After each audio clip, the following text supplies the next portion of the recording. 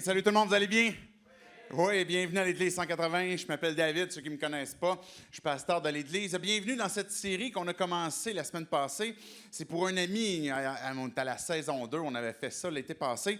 Et je sais qu'il est resté plein de questions, que vous avez plein de questions, que j'ai moi-même plein de questions.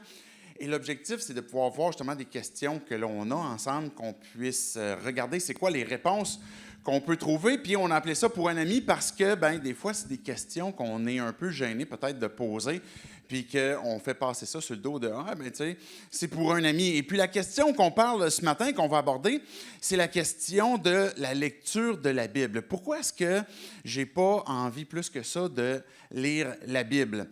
C'est une question peut-être que vous avez. Si vous êtes dans un parcours, par exemple, où ce que vous êtes en train de découvrir c'est quoi la foi chrétienne, c'est qui est Jésus, etc. Vous vous identifiez pas comme peut-être comme un chrétien encore, mais comme quelqu'un qui progresse, mais peut-être que tu te poses la question à savoir, j'ai commencé, mettons, à lire les évangiles, ou j'ai commencé à lire au tout début de la Bible dans Genèse, et puis j'ai comme peut-être un peu de difficulté, peut-être que tu t'es rendu compte qu'à un moment donné, certains textes étaient comme plus difficiles. Puis là, tu te dis, est-ce que pour découvrir la foi chrétienne, il faut que je continue de lire? Est-ce que c'est normal si je n'ai pas envie plus que ça de continuer de lire? Peut-être que tu es un chrétien, que tu t'es fait baptiser, tu as placé ta foi en Jésus. Peut-être que ça fait comme peut-être quelques mois, quelques semaines. Peut-être que même tu n'as pas été baptisé, mais que tu as déjà cru, tu as placé ta foi en Jésus, puis tu as commencé à lire ta Bible. Ou peut-être même que tu t'identifies comme un croyant depuis longtemps. Ça fait longtemps que tu es chrétien, tu vas à l'église, puis que tu connais les grandes lignes de la Bible. Mais peut-être que tu es arrivé à un point où tu te dis, j'ai l'impression que j'ai perdu le goût de lire. Alors, on commence des fois la nouvelle année, par exemple, le 1er janvier, là, comme on s'inscrit au gym puis on lit notre Bible. Et puis là, on arrive au mois de mars et puis on lit plus la Bible puis on va plus au gym depuis longtemps déjà. Mais ça arrive souvent qu'on va prendre des résolutions, on va se faire baptiser, puis là, on a une résolution, puis là, je vais lire ma Bible.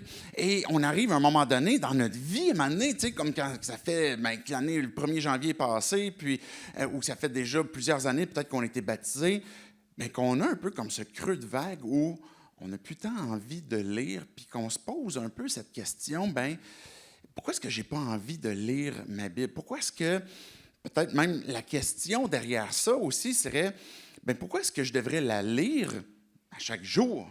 Si je l'ai déjà lu, tu sais, quel livre ou quel film, à part Retour vers le futur, qu'on écoute en boucle, ou pour ceux qui aiment, je ne sais pas, moi, Star Wars, peu importe, il y a certains films ou livres qu'on va lire en boucle, des fois qu'on va regarder. Mais la Bible, est-ce qu'on devrait comme la lire continuellement tout au long de notre marche, de notre vie chrétienne, de notre découverte de qui est Dieu, puis la lire continuellement? Mais pourquoi est-ce que j'aurais pas nécessairement tant ce désir-là, cette envie-là? Et puis, on pourrait avoir différentes raisons qui fait qu'à un moment donné, il y a une journée, on a skippé, peut-être qu'on lisait comme régulièrement, puis à un moment donné, une journée, on a passé. Puis là, à un moment donné, 2 jours, 3 jours, à un moment donné, c'est passé 1 semaine, 2 semaines, après ça, 1 mois, puis après ça fait un bout de temps qu'on l'a lu. Puis ça peut être des raisons au tout début qu'on a peut-être laissé passer parce qu'on manquait de temps, notre routine a changé. Le moment où ce qu'on prenait pour faire une lecture, par exemple, biblique, notre routine le matin a changé, puis là, on n'a plus trop le temps, puis là, ça fait en sorte que les circonstances ont fait en sorte que, on a repoussé ça un petit peu plus tard. Peut-être que ça peut être des raisons de compréhension. Je lis, puis j'ai la misère à comprendre. J'ai la misère à vraiment cerner c'est quoi que ça veut dire. Et là, avec une faible compréhension, si on a de la difficulté à comprendre certains textes, on arrête de les lire, on arrête de lire la Bible. Ou peut-être que des fois, on comprend le texte, mais ce qu'on a de la difficulté, c'est à savoir comment est-ce que ça va s'appliquer à ma vie. Si je lis des textes, puis peut-être que tu es justement dans un cheminement où tu veux découvrir Dieu, puis c'est la question que tu te poses à savoir, tu sais, pourquoi est-ce que lire la Bible, qui est des textes qui datent depuis plusieurs années, serait encore pertinent à appliquer à ma vie aujourd'hui? Et là, il y a comme un gap où j'ai de la difficulté à savoir comment est-ce que ce que je lis va venir s'appliquer à ma vie. Et j'ai la misère à trouver comment bien l'accrocher. Ou peut-être que si des fois c'est une difficulté de concentration, le texte est peut-être moins intéressant, puis là on perd notre attention, puis finalement on perd notre motivation de continuer de lire. Bien, on pourrait avoir différentes raisons du pourquoi est-ce qu'à un moment donné on perd cette envie, cette habitude de lecture. Et c'est la question qu'on veut prendre le temps d'aborder ce matin. Peut-être que votre ami a.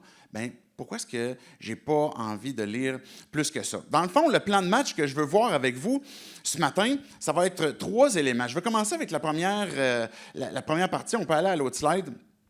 Ça implique quoi de lire? Ça va impliquer quoi? C'est quoi les trucs? Comment lire la Bible? Je vais vous donner quelques trucs pratico-pratiques. Puis à la fin, on va vraiment revenir à la réponse pour la question, pourquoi est-ce que je n'ai pas envie de lire? Et on va regarder certains éléments. Donc, avant qu'on aille plus loin, j'aimerais qu'on puisse prier. Au long de cette semaine, je pensais à cette question, encore ce matin aussi, puis je priais que Dieu puisse venir au-delà de juste une compréhension de ce qu'on va avoir ce matin, mais une conviction ou un désir renouvelé que d'ouvrir la Bible, d'ouvrir sa parole et puis de le laisser nous parler. Fait que je vais prier pour que Dieu, justement, puisse aller dans cette requête qu'on a pour lui. Dieu, je veux te dire merci pour ces textes qu'on va pouvoir lire ce matin, cette question qu'on peut te poser, Dieu, de façon très transparente. Pourquoi est-ce qu'on n'a pas envie des fois de lire ta parole? Pourquoi est-ce que des fois on a perdu cette habitude? Je te prie pour que chacun d'entre nous, toi qui nous connais, tu connais nos raisons, tu connais c'est quoi qui fait que peut-être on a perdu une motivation, qu'on a la difficulté à la retrouver, mais que tu puisses venir nous parler à chacun d'entre nous. Esprit Saint, que tu puisses venir parler à nos cœurs, à nos pensées, que tu puisses venir ouvrir notre intelligence, notre compréhension de qui tu es, qu'est-ce que c'est ta parole, et puis qu'on puisse avoir un zèle renouvelé, Dieu, pour écouter ta voix. C'est en ton nom, Jésus, qu'on prie ces choses. Amen. Amen. Donc, première des choses, ça implique quoi? De lire la Bible. Bien, il y a 2 aspects que je veux voir ce que c'est pas de lire la Bible, puis ce que c'est. Lire la Bible, c'est plus que de lire des textes pour garder une connaissance générale de, est-ce que, qui a tué le Goliath, par exemple? Là? Est-ce que c'était Moïse ou est-ce que c'était David? Est-ce que c'est quoi les sacrifices qu'il y avait dans l'Ancien Testament? C'est quoi l'histoire de Jonas? Lire la Bible, c'est plus que de collecter des informations générales de certaines histoires qui se cumulent. C'est plus qu'un livre d'histoire qu'on se divertit pour lire ou qu'on va lire, par exemple, à nos enfants ou à des gens peu importe, là, pour les instruire. C'est plus que des histoires. C'est plus que des connaissances générales, comme je disais. Et lire la Bible, c'est pas non plus la lecture d'un manuel d'instruction. Peut-être on pourrait avoir l'impression que, la Bible, c'est le livre sacré des chrétiens. Fait qu'il faut qu'ils lisent, c'est quoi le playbook là, des chrétiens. Ils ont besoin de comprendre c'est quoi le code d'éthique, c'est quoi le manuel, de quelle façon est-ce qu'ils doivent se comporter. Puis là, voici un peu comme les règles pour ce clan qu'on appelle les chrétiens. Lire la Bible, c'est pas la lecture d'un manuel d'instruction. C'est pas non plus la lecture de la Bible un code caché qu'on doit comme craquer. C'est quoi qu'il y a derrière ça, le mystère? Puis il faut essayer de trouver le code caché de la Bible. Puis seulement les élites vont réussir à trouver comme les nombres qui vont donner des chiffres, qui vont donner finalement des mots, puis comprendre des thèmes qui sont voilés et cachés. C'est pas ça. La Bible n'est pas un code caché qu'on doit craquer le code. Et c'est pas non plus, quand on lit la Bible, et ça je le ramène régulièrement, mais je trouve que c'est important qu'on puisse le comprendre, surtout si on est dans un moment où tu es en train peut-être de vouloir découvrir ce que c'est la Bible. La Bible, c'est plus que une lecture d'un livre qu'on va tout lire de façon littérale. Vous me suivez? Il y a des choses qu'on va lire, et quand on va le lire, on va comprendre que ce qui est écrit, c'est ce que ça veut dire, ni plus ni moins. C'est ce qu'on appelle littéral, c'est ce que ça veut dire. Il va y avoir une autre façon que la Bible va s'exprimer qui est de façon littéraire. Littéraire, ça va être, par exemple, des poèmes, des choses qui vont nous être exprimées, que, par exemple, le soleil, le psaume 19, le soleil se lève comme un époux le matin, et puis comme il est glorieux, etc. Bien, on comprend que, ou le soir, il va repartir dans sa tente, ou quelque chose comme ça.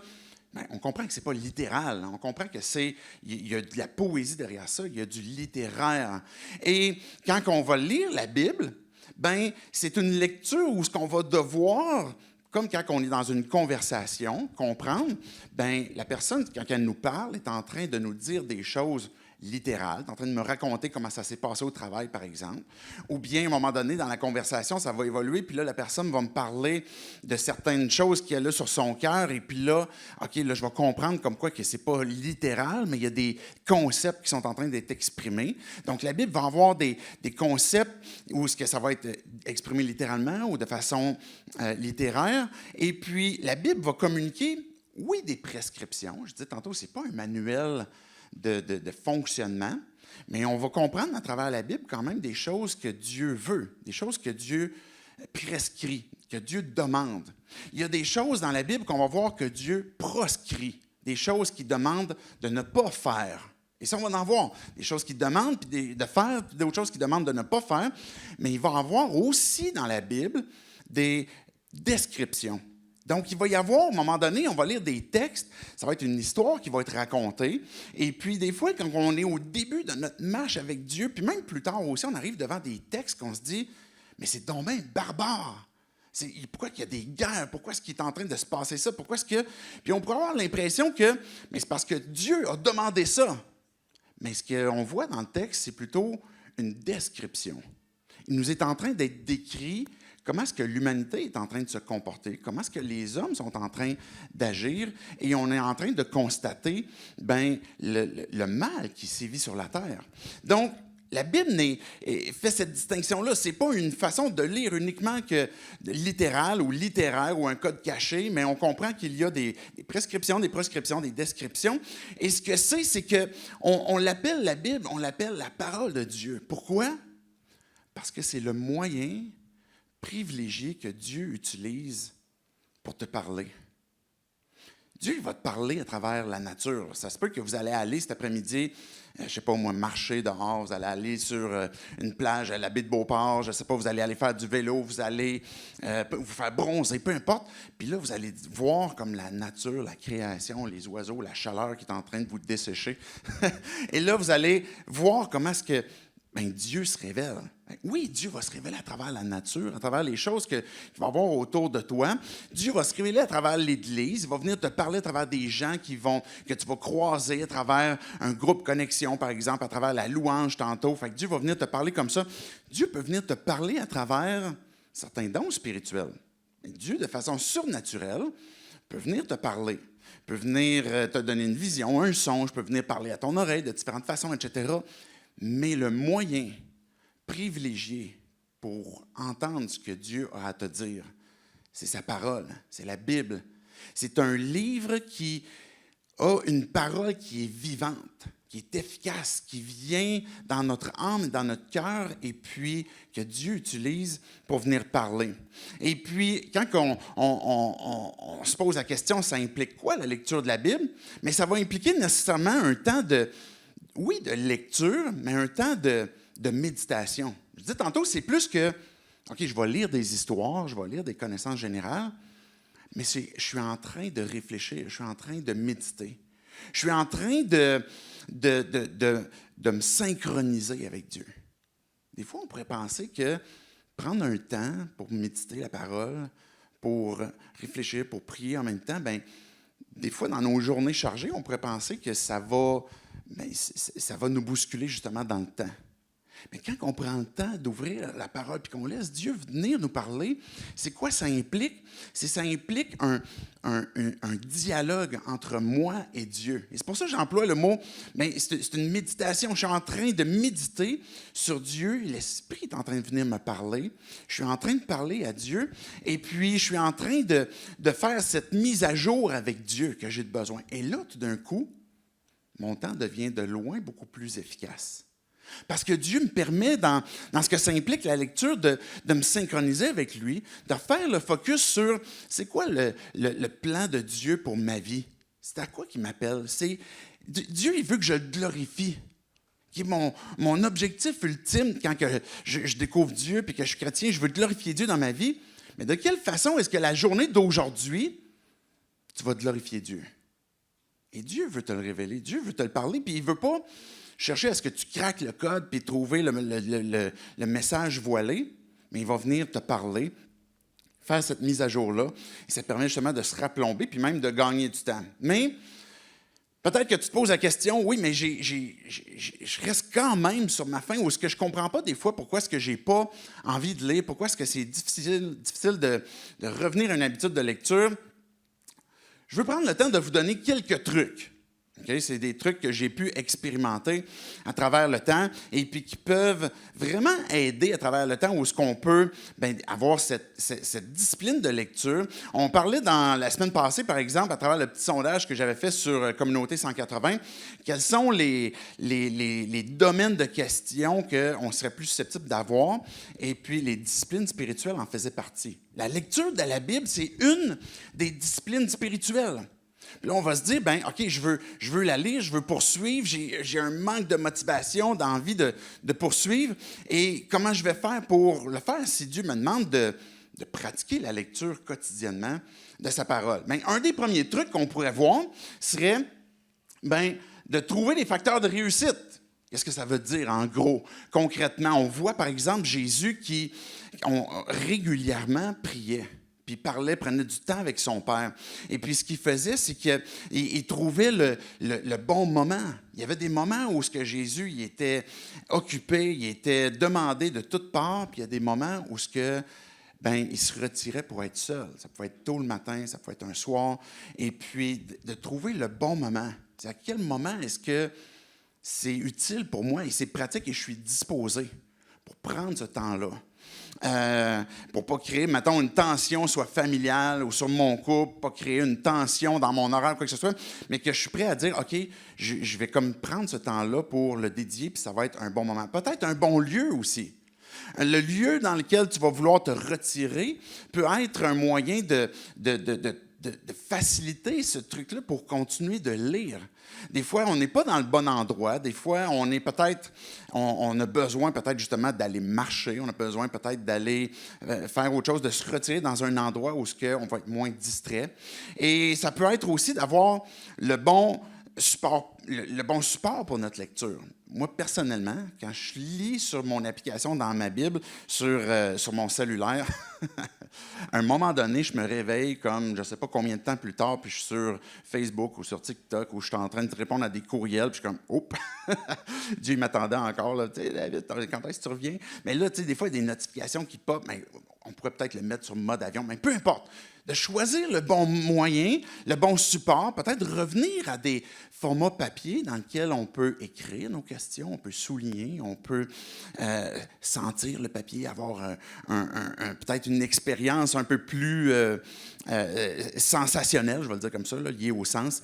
Fait que c'est d'avoir les bons facteurs de réussite en ayant les éléments qui vont nous aider ou ce qu'on va pouvoir couper des distractions. Mais un deuxième truc, ça serait aussi de trouver le bon pace, la bonne vitesse de lecture. Des fois, on se culpabilise parce que là, ça fait longtemps qu'on a lu, j'aurais dû lire ou je devrais lire plus, et là, on se dit, OK, là, j'ai 8 mois et demi à rattraper. Fait que ce matin, je vais lire Genèse jusqu'à les Psaumes, puis après ça, dans le Nouveau Testament, je vais lire comme Jean jusqu'à Apocalypse. Puis là, je vais me déculpabiliser. Puis ça, c'est ta lecture du matin. Mais ça n'a pas de bon sens. Il faut trouver le bon pace, la bonne vitesse de lecture pour qu'on puisse avoir une habitude qui va continuer de faire du sens. Peut-être de commencer par 7 minutes, peut-être commencer par 15 minutes, peu importe du temps que tu as de disponible, et puis de commencer tranquillement. Et puis quand on parle d'un pace, si je fais le lien, par exemple, avec, si vous faites du vélo, par exemple, vous aimez faire des longues rides, vous aimez faire de la marche ou de la course, peu importe, il y a un moment donné où on veut suivre un rythme, mais il y a un moment donné où des fois, il faut slacker, comme on dit en hébreu. parce qu'il fait trop chaud, parce qu'il y a des circonstances où il faut ralentir un peu. Mais on ne veut pas nécessairement arrêter non plus, parce que le fait d'arrêter à un moment donné, mais ça fait en sorte que c'est encore plus difficile à repartir. Fait qu'on va essayer de maintenir. Mais des fois, il faut peut-être ralentir, des fois, on peut accélérer. Mais l'idée, c'est de maintenir un rythme pour qu'on puisse continuellement avancer. Et puis, si j'ai arrêté, bien, l'idée, ce n'est pas de repartir, comme je disais tantôt, les 65 premiers livres de la Bible un matin que je me lève, puis là, je suis vraiment motivé, mais c'est de repartir au bon pace, au bon rythme pour que je puisse retrouver cette envie puis cette discipline de lecture aussi que je veux développer. Un troisième truc qu'on pourrait avoir, c'est de privilégier une lecture qui est suivie aussi. Une lecture qui est suivie une part dans l'Ancien Testament puis une part dans le Nouveau Testament. Pourquoi est-ce que je parle d'une lecture suivie? C'est extrêmement populaire. Si vous allez sur YouVersion, et puis je ne veux pas dire que ce n'est pas une bonne chose, vous pouvez aller choisir un plan de lecture, par exemple, sur YouVersion. Et une des choses qui revient souvent, c'est que c'est un plan de lecture, des fois, quand même décousu du reste du contexte dans lequel que vous pourriez lire. Par exemple, vous lisez un court texte dans Jacques, après ça, le lendemain, vous lisez un autre court texte dans, je ne sais pas moi, Malachie, et puis là, ça devient plus difficile d'avoir une lecture d'une bonne compréhension de ce que le texte est en train de dire. Et là, notre compréhension de la Bible peut être très fragmentée, puis on reste longtemps avec une lecture fragmentée, avec une incompréhension de comment les blocs vont venir s'emboîter les uns dans les autres dans le plan global de l'histoire de rédemption, la Bible, pour qu'on puisse bien le comprendre. Et d'avoir une lecture suivie. Je donne un exemple, pas la semaine passée, la dernière série, il y a une couple de semaines qu'on a conclue sur Colossiens, bien, on essaye d'avoir un suivi, par exemple, avec Colossiens 1, Colossiens 2, Colossiens 3, Colossiens 4. Et puis là, on a vu des morceaux principaux dans ces textes-là. Et puis, pour qu'on ait le goût aussi de le lire. Mais l'objectif, en commençant par le début, c'est qu'on comprend comment est-ce que Dieu procède. Et puis, je le mentionnais il y a une couple de semaines, justement, où est-ce que, par exemple, Colossiens, bien, on voit comment est-ce que, dans les épîtres, comment est-ce que Dieu nous communique tout ce qu'on est dans notre identité en lui. Ce que Dieu est, qu'est-ce qu'il a fait et comment est-ce qu'il nous appelle pour être saints, comment est-ce qu'il nous a justifiés, comment est-ce qu'il nous a pardonnés, comment est-ce qu'il nous appelle aux plus grandes bénédictions, aux plus grandes richesses. Et là, Dieu va nous communiquer dans le début des épîtres, et de toutes les épîtres, il va nous communiquer comment est-ce que Dieu est intervenu dans notre faveur, comment est-ce qu'il nous donne des bénédictions immenses avec lui dans le ciel. Et ensuite, il va poursuivre avec, mais voici pourquoi qu'on devrait mettre en application ces vérités-là. Mais quand on arrive des fois dans des textes décousus à l'extérieur, puis que ce n'est pas nécessairement une lecture suivie, on pourrait aller juste dans les sections de texte où on ne comprend pas dans quel contexte est-ce que ça a été donné. Est-ce que vous me suivez jusque-là? Et c'est l'importance justement d'avoir cette application, ce truc-là, d'avoir une lecture suivie au bon pace. Peut-être d'avoir, et simultanément, Ancien Testament et Nouveau Testament. Parce que l'Ancien Testament, on l'appelle l'Ancien, puis on aurait tendance à penser comme, OK, tu sais, c'est passé date, et puis ça n'existe plus. Maintenant, on est sur la Nouvelle Alliance, puis on peut laisser ça de côté. C'est une erreur que de penser que c'est périmé. Dieu va s'adresser encore à toi à travers des textes de l'Ancien Testament. Et tous ces textes-là bâtissent une histoire du début de la saison 1, épisode 1, jusqu'à la saison 22. Je ne sais pas quelle série vous écoutez ces temps-ci, mais jusqu'à la dernière saison. Mais vous ne pouvez pas commencer une série à la saison, je ne sais pas moi, 12. Tu vas dire, oui, c'est quoi qui se passe? Je ne comprends pas, c'est pas super intéressant, il me semble que les personnages ne sont pas... Mais si tu commences à la saison 1, bien là, tu vas comprendre le build-up, et là, tu vas arriver comme, OK, là, je comprends ce qui se passe. Et c'est la raison pour laquelle, d'avoir une compréhension du plan rédempteur de l'histoire de Dieu pour l'humanité, à partir du début jusqu'à la fin, et puis qu'on puisse avoir une bonne compréhension de l'ensemble. Maintenant, des fois, en lisant justement d'une façon suivie, on va pouvoir voir qu'il y a peut-être des choses sur lesquelles, comme chrétiens, on insiste beaucoup. On parlait dans les domaines de questions qu'on pourrait avoir des enjeux de société. Bien, dans les enjeux de société, peut-être qu'on va constater que la Bible, ce n'est pas qu'elle n'en parle pas de certains enjeux, mais elle en parle très peu. comparativement à certains groupes chrétiens qui vont se soulever puis qui vont utiliser toute tribune possible pour emboîter le pas dans une discussion d'un enjeu de société puis donner un peu comment est-ce qu'eux ils voient la moralité chrétienne sur la société par rapport à cet enjeu-là. Et on va, de façon démesurée, s'investir sur ce que Dieu adresse peut-être très peu. D'avoir une lecture comme ça suivie va nous aider à voir, OK, voilà les insistances où Dieu insiste, sur lesquelles il considère importantes. Et puis, il y a d'autres choses qui insistent moins et puis qu'on a besoin de placer en proportion. Le quatrième truc, rapidement, je veux surtout insister sur le dernier point tantôt, pas sur les trucs comme tels, mais au moins vous donner quelques éléments pour vous aider. Mais utilisez la méthode COCA pour bien interpréter. C'est quoi la méthode COCA? Je l'ai empruntée, c'est pas moi qui l'ai inventée, mais je prends le temps de vous la donner parce que je pense que ça peut être vraiment pertinent pour notre bénéfice à comment je vais lire la Bible? C'est comment est-ce que je fais pour interpréter ce que la Bible dit. Donc, le truc de la méthode COCA, dans le fond, ce qu'on veut comprendre, c'est se poser des questions sur le contexte, sur nos observations, comprendre et puis appliquer. Bien, le contexte, c'est la question, dans le fond, ce texte-là dans lequel je suis en train de lire, je suis en train de méditer, se place dans... C'est quoi qu'il y a autour de ce texte-là? Là, je peux me poser quelques questions pour essayer de comprendre. Et puis après ça, je peux aller plus loin pour, bien, qu'est-ce qu'il y a dans le texte lui-même? Est-ce qu'il y a des choses qui sont insistées? Est-ce qu'il y a des choses que Dieu demande, que Dieu dit, que Dieu décrit? Et puis, qu'est-ce que ça me révèle sur la personne de Dieu? Qu'est-ce que ça me révèle sur le cœur humain? Qu'est-ce que ça me révèle sur la façon que Dieu intervient dans nos vies? Pour ensuite comprendre, bien, comment est-ce que ce texte-là vient fitter dans l'histoire globale. Et ça, c'est une chose qui est importante. Quand on lit la Bible, c'est se poser la question, je disais tantôt, c'est pas la lecture de la Bible, ça implique quoi? C'est pas une lecture d'histoire, toutes décousues les unes des autres, puis qu'on a rabouté ça dans un livre, mais chacune de ces histoires, chacun de ces textes viennent s'imbriquer dans le plan global de toutes les séries une aux autres. Le plan rédempteur de Dieu. Donc, comment ce texte-là... Et ça va arriver des fois qu'on ne saura pas, on ne comprendra pas. Mais tu fais juste comme noter ta question, tu la gardes en suspens, mais au moins se poser la question, savoir, ça vient faire quoi dans le plan rédempteur de Dieu? Il y a des choses, à un moment donné, des fois, on arrive à un point dans nos vies où on vit des situations, des circonstances, puis on demande à Dieu d'intervenir. Et on veut que Dieu puisse venir nous donner, se révéler, venir nous combler dans quelque chose qu'on a de besoin. Et puis, on demande à Dieu de venir apporter ce qu'on a de besoin dans notre requête. Mais souvent, ce que Dieu va faire, c'est qu'il va nous donner même d'avance ce qu'il sait qu'on va avoir besoin prochainement. C'est ça qui est cool. Des fois, on ne comprend pas toujours comme pourquoi Dieu, tu m'as donné ce texte-là? Pourquoi Dieu, tu m'as montré ce texte-là? J'ai la misère à comprendre ça s'en va où, ça veut dire quoi. Et je ne sais pas si vous vous souvenez de l'histoire de Marie. Là, on la cite régulièrement, justement, quand on arrive à Noël, là, puis on parle de Marie qui se fait annoncer qu'elle allait avoir Jésus. Et puis, bien, ça dit que dans ces textes-là, que Marie gardait ces choses-là dans son cœur, puis elle les repassait. Il y a des choses qui lui avaient été dites, et puis qu'elle les repassait, et puis après ça, plus tard, quand elle voyait Jésus, puis elle voyait ce qui se passait, elle comprenait, puis elle faisait le lien de ce qui lui avait été dit aussi.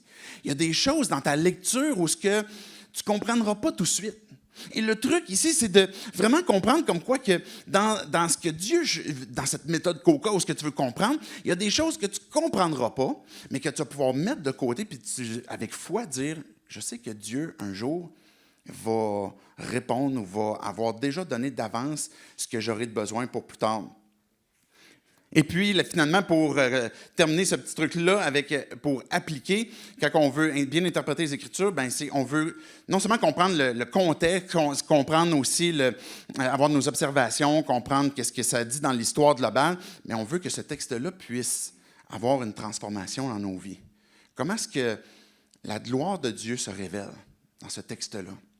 Comment est-ce que le besoin du cœur de l'homme est révélé dans ce texte-là? Comment est-ce que Jésus a tout accompli pour que la gloire de Dieu puisse se révéler dans la vie de l'homme, puis sauver de son cœur, de notre besoin? Et comment est-ce que Dieu m'appelle par la foi à à le suivre, à appliquer ce texte-là, à confesser peut-être certaines choses. Puis ça nous conduit au dernier truc, où de parler aussi avec Dieu, pour pas que ça soit comme une lecture mécanique, mais que ça soit réellement une méditation où Dieu, je vais t'adorer. Je vais te déclarer, je vais affirmer les choses que j'ai entendues qui révèlent ta gloire. Je vais prendre le temps de te remercier. Je ne veux pas élaborer trop longuement parce que là, ça va aborder peut-être une question sur la prière qui pourrait venir plus tard. Mais le fait de parler à Dieu, c'est qu'on l'adore, on peut le remercier, on peut confesser des choses que Dieu nous a révélées sur notre cœur. De confesser, c'est Dieu, j'y arrive pas. Dieu, j'ai manqué. Dieu, je lutte avec telle chose. J'ai besoin de ton aide. Et puis là, on est en train de dire la vérité, puis de dénoncer le mensonge, et puis d'apporter des requêtes.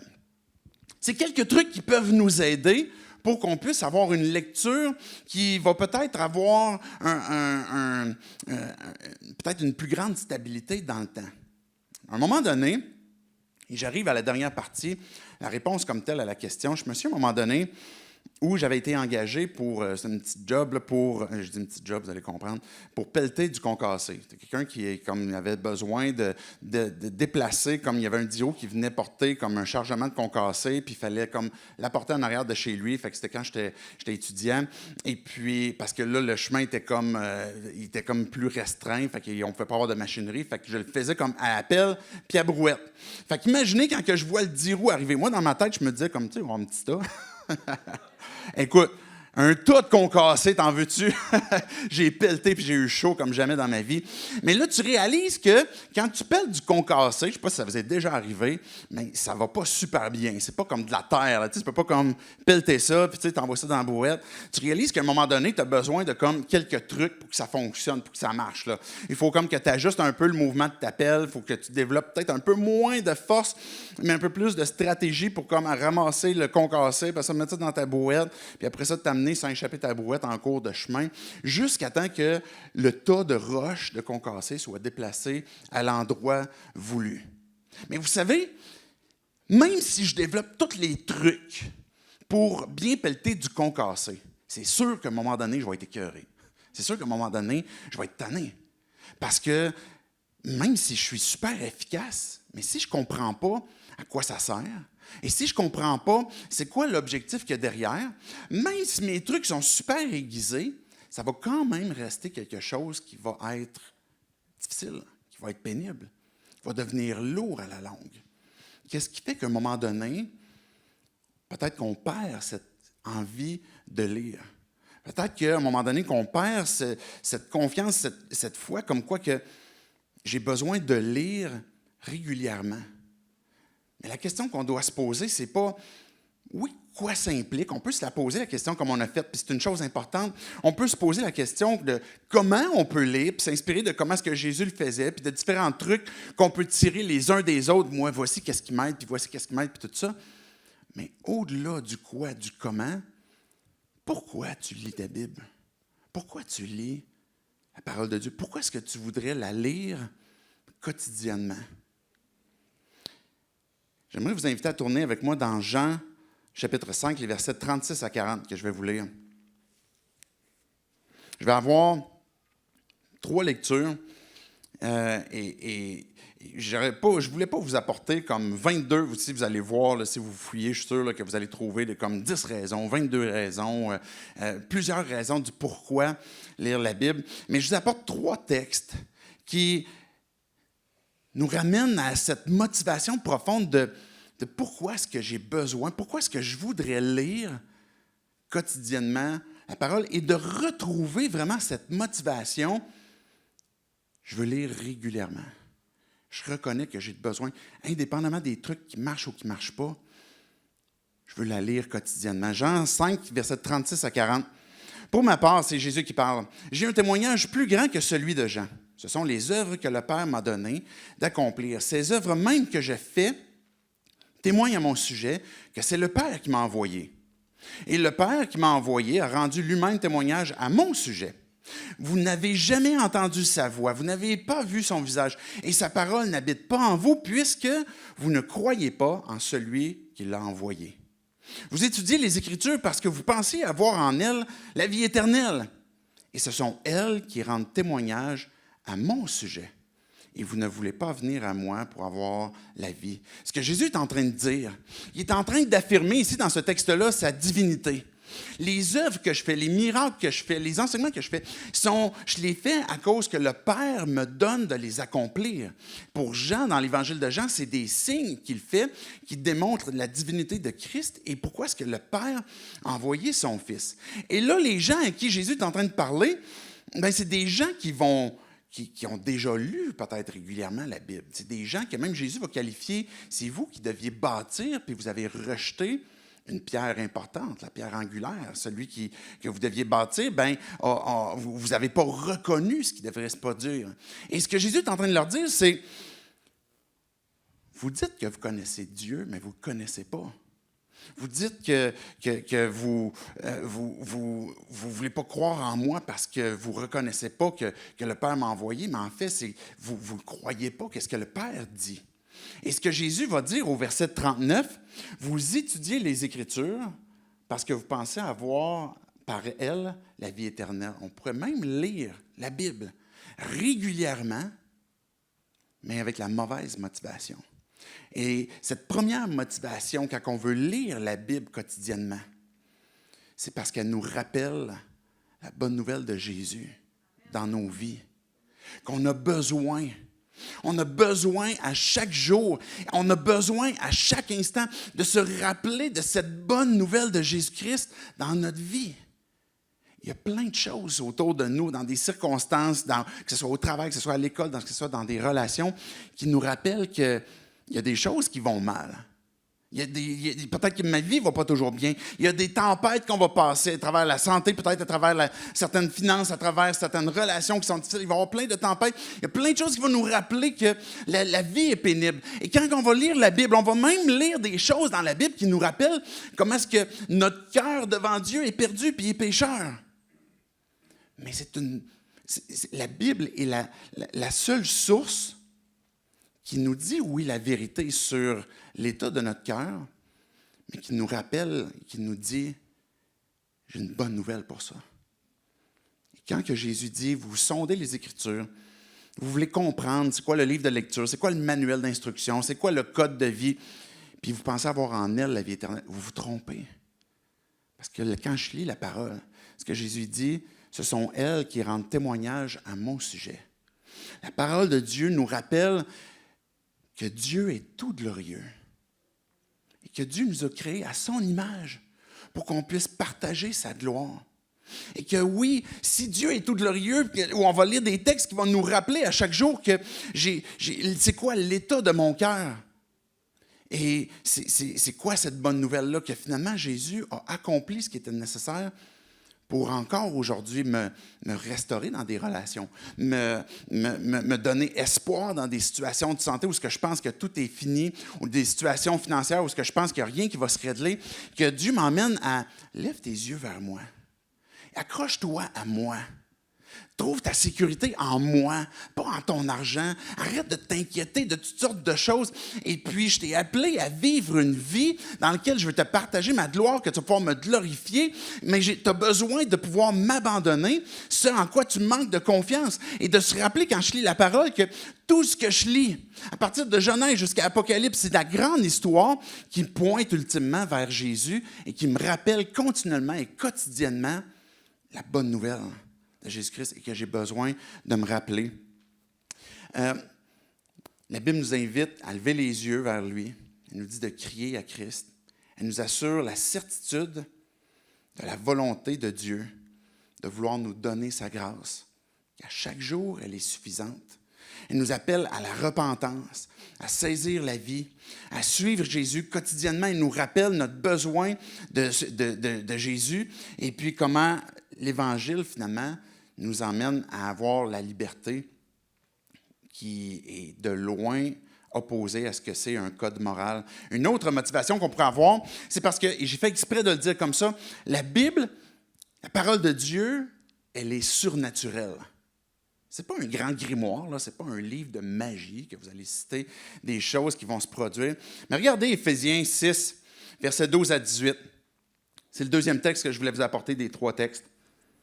En effet, ce n'est pas contre l'homme que nous avons à lutter, mais contre les puissances, contre les autorités, contre les souverainetés de ce monde de ténèbres, contre les esprits du mal dans les lieux célestes. C'est pourquoi prenez toutes les armes de Dieu afin que vous puissiez résister dans le jour mauvais et tenir ferme après avoir tout surmonté. Ce que Dieu est en train de nous dire, c'est les circonstances, les choses qui se passent sur la vie, dans la vie, puis des difficultés qu'on pourrait avoir.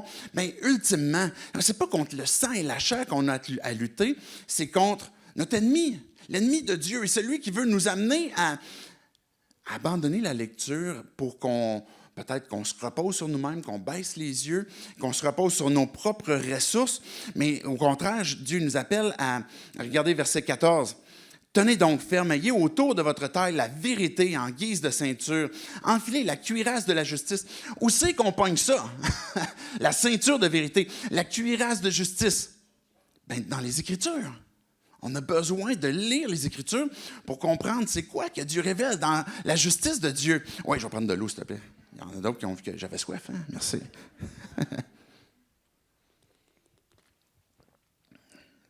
Et rafraîchissant, comme la parole à chaque matin. Une petite gorgée d'eau. Elle transforme nos vies de façon surnaturelle, que ce soit la ceinture, on disait de vérité, la cuirasse de justice. Regardez, verset 15, mettez comme chaussure à vos pieds le zèle que donne l'Évangile, pour annoncer l'Évangile, mais pour vivre l'Évangile aussi, bien, l'Évangile de paix. Aussi qu'on trouve ces souliers-là, encore une fois, c'est quelque chose que Dieu nous révèle. Verset 15, mettez comme chaussure à vos pieds le zèle. Et puis, il va dire, verset 16, « Prenez en toutes circonstances le bouclier de la foi, avec lequel vous pourrez éteindre toutes les flèches enflammées du malin. » Le bouclier de la foi. Peut-être que tu dis, « Ben moi, justement, c'est quelque chose avec lequel je lutte. J'ai constamment du doute. Comment je fais? » La foi vient de ce qu'on entend. Et ce qu'on entend vient de la parole de Christ. La foi. Les souliers qui vont donner ce zèle, le bouclier qui va éteindre les traits enflammés du malin. Tu as besoin de lire quotidiennement, justement, pour... Dieu, il sait ce qui s'en vient dans ta journée. Il va te donner d'avance ce que tu t'apprêtes à vivre. Et puis, il va te donner ce bouclier-là, justement, pour quand va arriver le malin, l'ennemi qui va vouloir te rappeler comment est-ce que peut-être tu as manqué, comment est-ce que tu aurais dû faire telle ou telle chose, mais que le bouclier de la foi va te dire, non, parce que j'ai ma sécurité en Christ. Non, parce que mon assurance est en lui. Non, parce qu'il m'a déjà accepté, parce que je suis déjà pardonné. Et puis que je peux continuellement saisir sa grâce à chaque jour. Et là, ce bouclier de la foi va venir éteindre les traits enflammés du malin. Et l'ennemi, ça ne veut pas dire qu'il va disparaître.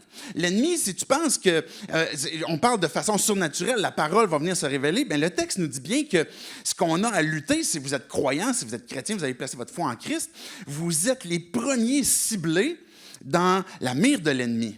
Puis moi, j'ai pensé longtemps avant qu'on met une cloche sur les chrétiens, puis là, ils sont protégés de tout, puis là, l'ennemi... Non, c'est pas vrai! La parole nous dit que, justement, l'ennemi rôde comme un lion rugissant, cherchant qui va dévorer. Mais comment est-ce qu'on fait pour rester allumé? Comment est-ce qu'on fait pour que notre foi puisse s'affermir? Bien, on a besoin de lire sa parole, puis que Dieu vienne nous parler d'une façon personnelle à nos vies. Il va dire, verset 16, « Prenez en toutes circonstances le bouclier de la foi avec lequel vous pourrez éteindre les flèches enflammées du malin. » Et verset 17, « Faites aussi bon accueil au casque du salut et de l'épée de l'esprit. » C'est quoi l'épée de l'esprit? Le casque du salut, c'est encore sa parole qui nous permet de, justement, l'esprit qui va venir nous parler de façon naturelle, mais de façon surnaturelle. Il y a des moments où l'Esprit de Dieu qui vit en toi, à partir du moment que tu places ta foi en Dieu, il vient te régénérer, il vient te transformer. Et là, sa job, ce que Jésus lui-même il disait, une de ses jobs, c'est de rappeler. Imagine si tu fournis des munitions à l'Esprit de Dieu, qui est déjà d'avance sait qu'est-ce qui s'en vient. Et quand va arriver le moment opportun, il va te sortir les munitions que tu as besoin.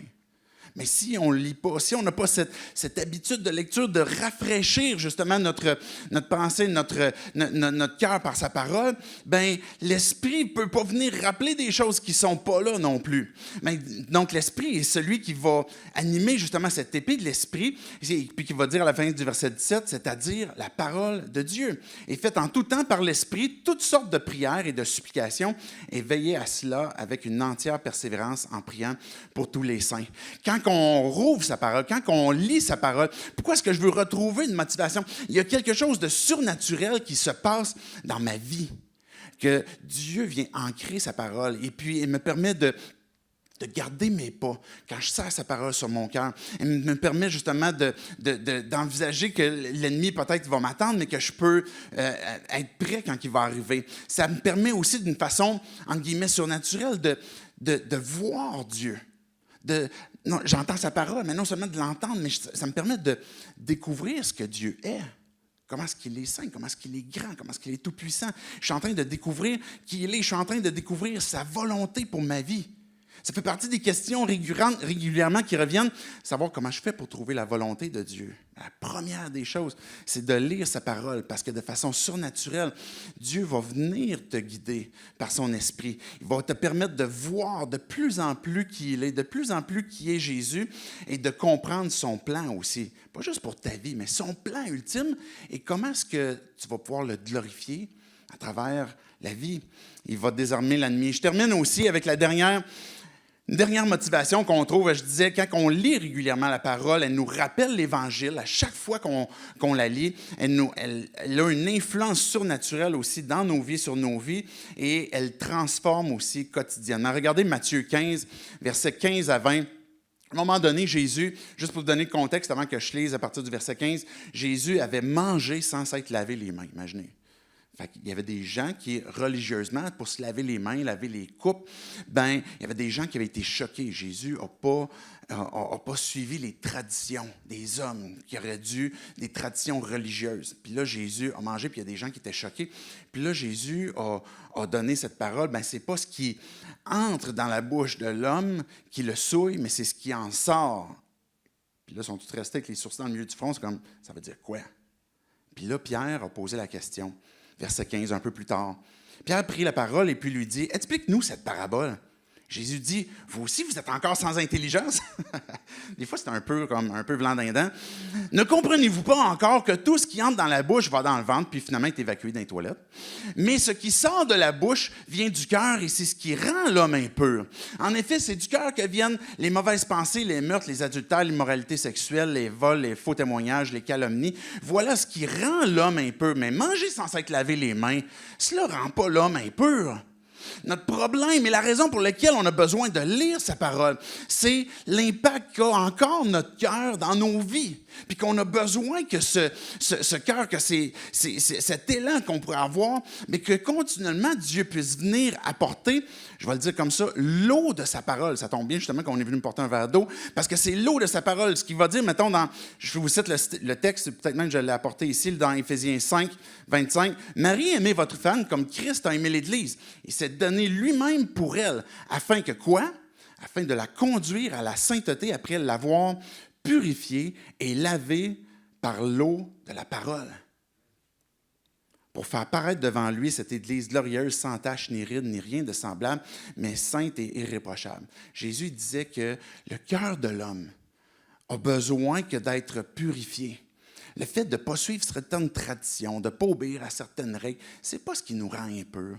Le fait que je ne vais pas à l'Église, le fait que je ne vais pas ci, mais naturellement, notre cœur va générer le mal.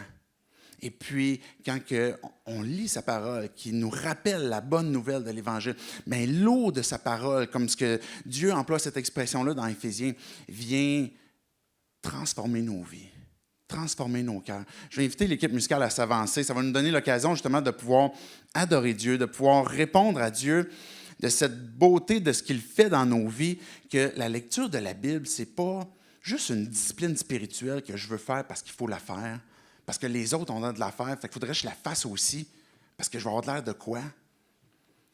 Mais je veux lire sa parole, parce qu'à chaque jour, j'ai besoin que Dieu me rappelle la bonne nouvelle pour ma vie, qu'il est tout glorieux, que c'est quoi le besoin de mon cœur et comment est-ce que Dieu, par sa grâce, m'invite à saisir sa vie par la foi. Comment est-ce que sa parole a un impact surnaturel dans ta vie? Comment est-ce qu'il te prépare pour ce qui s'en vient, pour lutter, pour avancer, et puis qui te transforme quotidiennement aussi avec ce besoin que l'on a chacun d'entre nous, que l'eau de sa parole puisse venir transformer nos vies, transformer notre façon de voir, transformer nos cœurs. Ce que sa parole fait, elle vient révéler des mensonges des fois que l'on a sur notre propre personne, des mensonges sur Dieu, des mensonges sur différentes choses qui pourraient nous entourer. Et puis quand que la vérité de sa parole vient dans nos vies, dans nos cœurs, puis qu'on l'accueille, mais la lumière fait dissiper justement les ténèbres, le mensonge. Je ne sais pas si vous vous souvenez, à un moment donné, Jésus est rentré chez ses amis, Lazare, Marthe et Marie. Et puis, une des deux était occupée à faire la vaisselle, à nettoyer, passer le balai. Et puis, Marie était assise au pied de Jésus. Et puis, il écoutait qu'est-ce que Jésus disait. Et puis, Marthe est allée voir Jésus. Je ne me trompe pas, j'espère. Marthe et Marie, c'est bien ça. Marthe est allée voir Jésus. Puis, il a dit, « Hey, dis donc, Marie, de venir m'aider, parce qu'il y a beaucoup de vaisselle. » Jésus t'a débarqué avec tes 12 apôtres, vous êtes 13, tu sais, comme il y a beaucoup de choses à laver. Puis là, Jésus dit, « Non, viens t'asseoir. Marie a choisi la bonne part. La vaisselle, elle peut attendre. » Ça, c'est encourageant, c'est une bonne nouvelle. La vaisselle, elle peut attendre à tantôt. Oh. Mais il y a ce moment que tu peux venir t'asseoir au pied de Jésus, de choisir cette bonne part. L'Église, c'est des gens, c'est des enfants de Dieu, qu'on est des frères et des sœurs. Et ce qui nous rassemble, ce qui nous anime, ce qui nous ranime aussi, c'est cette parole qui prend vie dans nos cœurs, qui nous révèle qui Jésus est, qui on est, comment est-ce que Dieu intervient dans nos vies pour glorifier sa vie dans la nôtre. Et puis qu'ensemble, ce qui nous anime et ce qui nous unit, c'est au-delà que de faire des activités ensemble. Pas qu'on ne devrait pas en faire. C'est au-delà que de manger ensemble. Mais c'est de faire comme ce que Marie a fait, de choisir cette bonne part. Puis je veux m'asseoir au pied de Jésus. Et Dieu, qu'est-ce que toi, tu as à me dire? Et quand on se rassemble et qu'on est ensemble, bien, on est en train de partager. Hey, Dieu, tu ne sais pas ce qu'il a fait dans ma vie. Tu ne sais pas qu'est-ce que Dieu m'a révélé.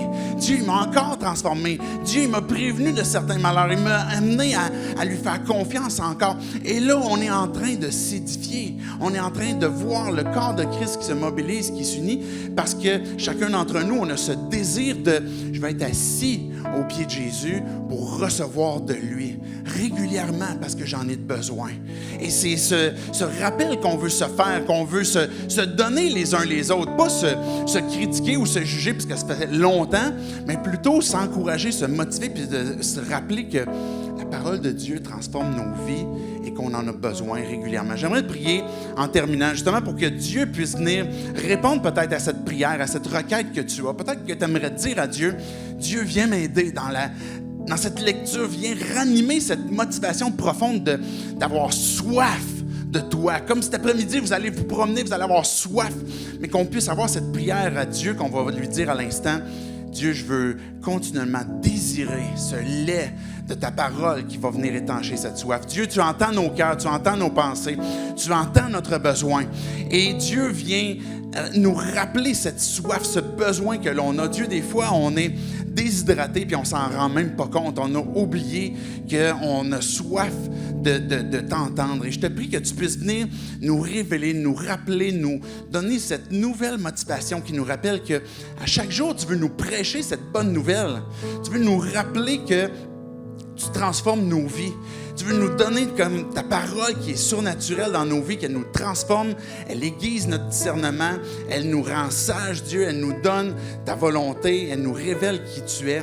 Mais je te prie, Dieu, que tu puisses ranimer pour tous ceux qui ont envie de vouloir relire ta parole, de vouloir la lire d'un nouvel œil avec une nouvelle soif, puis une nouvelle rétention, une nouvelle réception, mais que tu puisses venir répondre à cette prière, à ce besoin. Et c'est au nom de Jésus qu'on dit Amen. Amen.